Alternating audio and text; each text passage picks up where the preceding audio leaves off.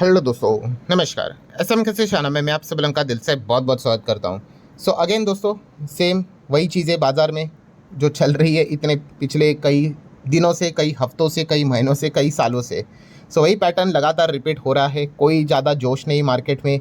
गिरावट की भी अगर बात कर ले तो आप यहाँ पे देख सकते हैं, शुरुआत से ही बाज़ार में हमें आज के दिन गिरावट मतलब गैप डाउन देखने को मिल गया। एंड आज के दिन तो मतलब हरा रंग का तो शक्ल तक नहीं देखने को मिला। पूरे टाइम मार्केट में हमें दबाव ही देखने को यहाँ पे मिला था, शुरुआत से लेके एकदम हम आखिरी मिनट्स की भी अगर बात कर ले तो सेम ही चीज़ें यहाँ पे चल रही थी। एंड जैसे कि हम सभी लोगों को पता है, बियर वर्सेस बुल की फाइट यहाँ पे चलती रहती है। एंड अगेन हम सभी लोगों को पता ही है कि बियर वालों का ही जो पकड़ा है वो हमें काफ़ी भारी देखने को यहाँ पे मिलता रहता है, क्योंकि बार बार जिस प्रकार की खबरें यहाँ पे आती रहती है वो उन्हीं को ही फेवर करती रहती है कि वो मार्केट को और नीचे यहाँ पे खींच ले। सो ऐसा एक और खबर हमारे सामने डेटा अपडेट आते हुए देखने को मिला है, जो कि मार्केट के लिए, उसी के साथ साथ हमारे इंडिया के लिए भी यहाँ पे एक, हम कह सकते हैं, खराब डेटा हमें देखने को यहाँ पे मिल रहा है। मतलब तो हम सभी लोगों को पता ही है, सबसे बड़ा प्रॉब्लम अभी का, प्रॉब्लम बदलते रहते हैं, ठीक है। अगर आप पिछले 5 साल पीछे चले जाओगे तो आपको कुछ और प्रॉब्लम मिलेगा जिस चीज़ के चलते मार्केट परेशान था, ठीक है। अभी की अगर बात कर ले तो अलग प्रॉब्लम है, अगले 5 साल की बात कर ले कुछ और नया झमेला रहेगा। सो अभी की करंट लेवल पे बात कर ले, so we all know that कि सबसे बड़ा प्रॉब्लम क्या है अभी का, जंग, मिडल ईस्ट में जो जंग चल रही है। और जैसे मैंने कहा कि अगर वो जंग चली भी तो भी कोई दिक्कत की बात नहीं है। ऐसी कोई बात नहीं कि मिडल ईस्ट में जंग पहली बार चल रही है। इस वक्त एक ही चीज़ में फ़र्क है और वो है Hormuz. Yes, straight of Hormuz को यहाँ पे डिस्टर्ब यहाँ पे किया जा चुका है, ठीक है। एंड इसी चीज़ के चलते ये जो जंग है वो काफ़ी सीरियस हमें फिलहाल तो मतलब फील यहाँ पे हो रही है।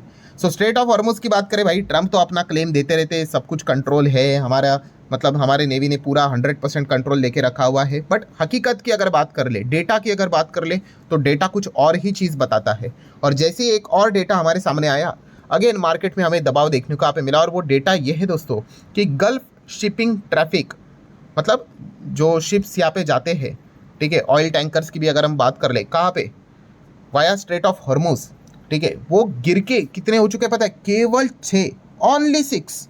कैन यू इमेजिन कि मतलब यहाँ पे कुछ दिनों पहले की अगर मैं बात कर लूँ यहाँ पे, तो ये डेटा था लगभग 11 शिप्स का।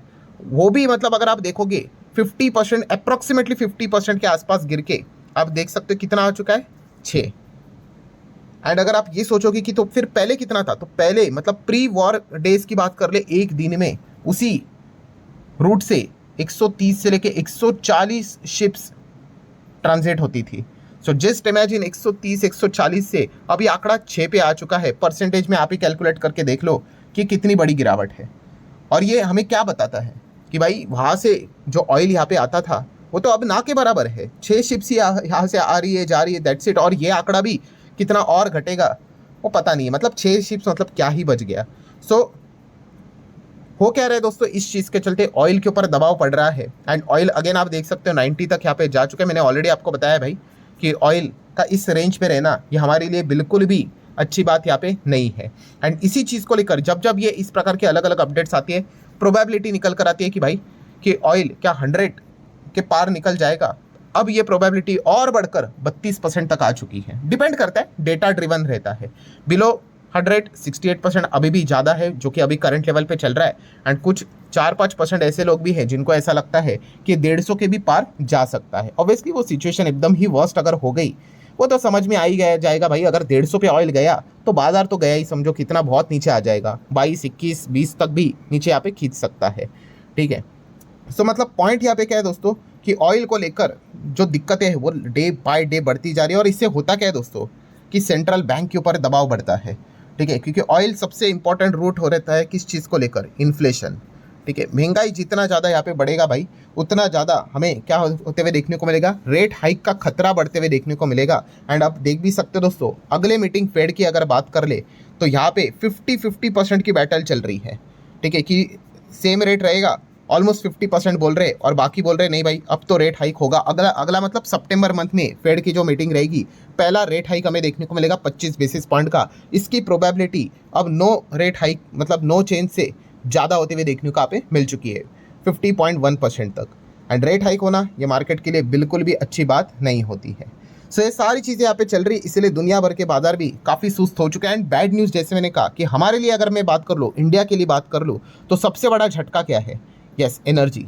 एनर्जी मतलब यही ऑयल की बात कर ले, गैस की बात कर ले, एलपीजी, ये सारी चीज़ों की अगर हम लोग बात कर ले, अब हो क्या रहा है कि जो अमेरिका की जो चाल थी उसी दिशा में हम बढ़ते हुए देखने को मिल रहे हैं कि अमेरिका ने, मतलब ट्रंप ने तो खुद से स्टेटमेंट भी दिया था कि हमसे ऑयल खरीद लो, हमसे ये एलएनजी, जो भी गैस रिलेटेड जो भी चीज़ें रहती है, एनर्जी से रिलेटेड चीज़ें आप हमसे यहाँ पे खरीद लो।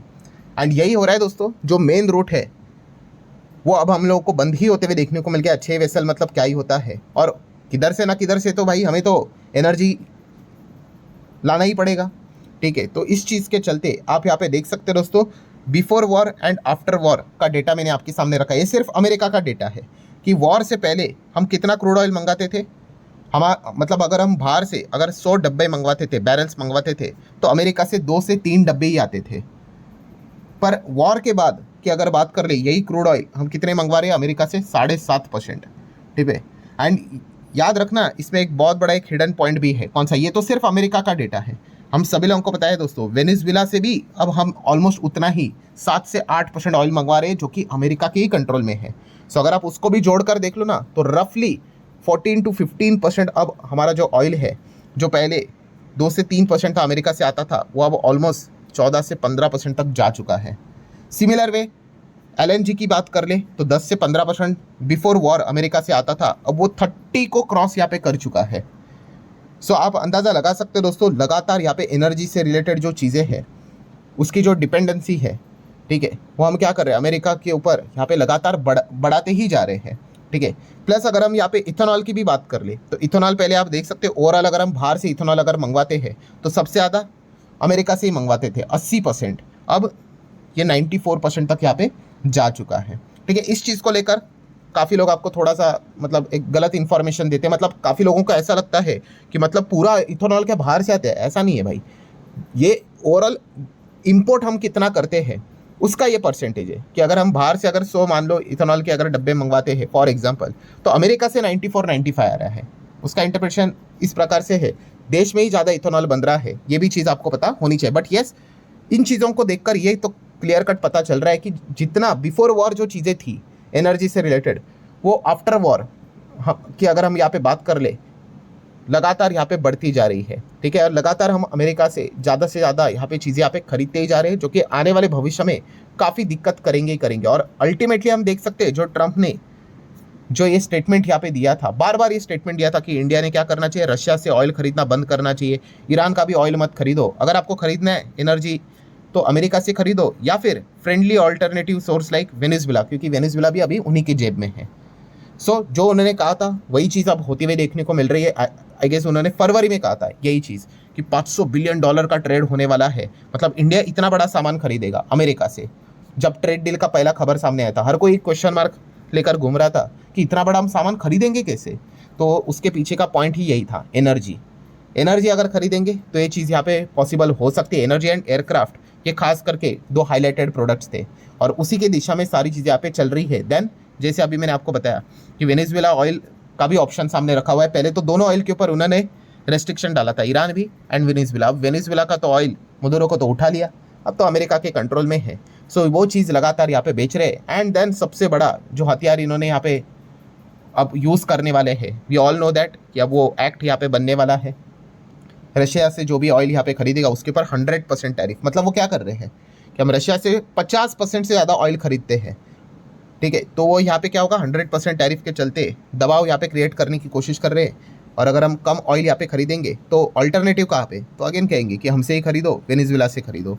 सो उसी दिशा में हमारी सारी चीज़ें निकलती हुई देखने को यहाँ पे मिल रही है, जो कि लॉन्ग रेंज में अगर आप सोचोगे तो काफ़ी यहाँ पे एक ख़राब बात रहेगी, क्योंकि आप कंट्रोल ही दे दोगे। ठीक है, अगर हमने कोई भी चीज़ अगर नहीं सुनी, ठीक है, कोई भी अगर चीज़ अगर डील अगर नहीं बनी, तो सीधा यहाँ पे एनर्जी क्राइसिस जैसी सिचुएशन भी यहाँ पे क्रिएट हो सकती है।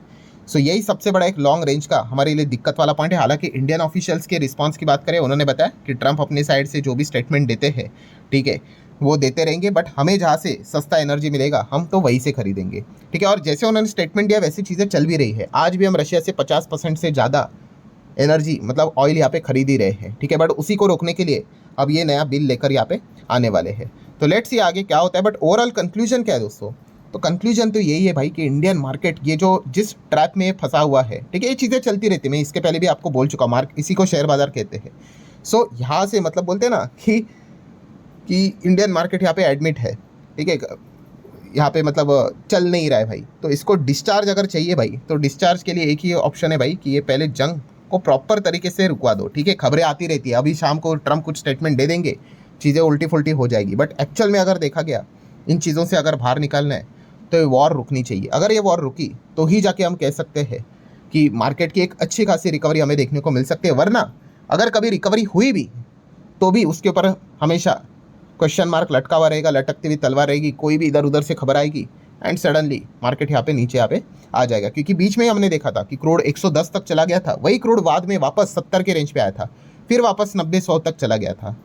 तो इन चीज़ों के चलते हम कह सकते हैं यहाँ पे काफ़ी लोगों का पोर्टफोलियो भी यहाँ पे डैमेज यहाँ पे हो रहा है, ठीक है। तो देख लेते हैं अब आगे एग्जैक्टली क्या होगा, बट फिलहाल हम कह सकते हैं स्ट्रेट ऑफ हॉर्मुज अब पहले जैसे यहाँ पे नहीं रहा, ठीक है, जहाँ पे 100 150 कार्गोस चलते थे, वेसल्स चलते थे, अब ये तो आंकड़ा सिर्फ 6 तक यहाँ पे आ चुका है, जो कि क्लियर कट बताता है कि ईरान ने ज़बरदस्त तरीके से उस पर्टिकुलर एरिया को कंट्रोल करके रखा हुआ है। सो लेट्स सी अब एग्जैक्टली आगे क्या होता है, ठीक है। जब तक ये सॉल्व नहीं होगा तब तक मार्केट का कॉन्फिडेंस के साथ कमबैक करना काफ़ी मुश्किल यहाँ पे होने वाला है। सो ठीक है दोस्तों, आशा करता हूँ जो भी सच्चाई वाली बातें थी वो मैंने आपके सामने रख दी। वीडियो हेल्पफुल लगा होगा, चाहो तो लाइक एंड शेयर यहाँ पे कर सकते हो। मिलते हैं अगले वीडियो में, तब तक के लिए बाय बाय।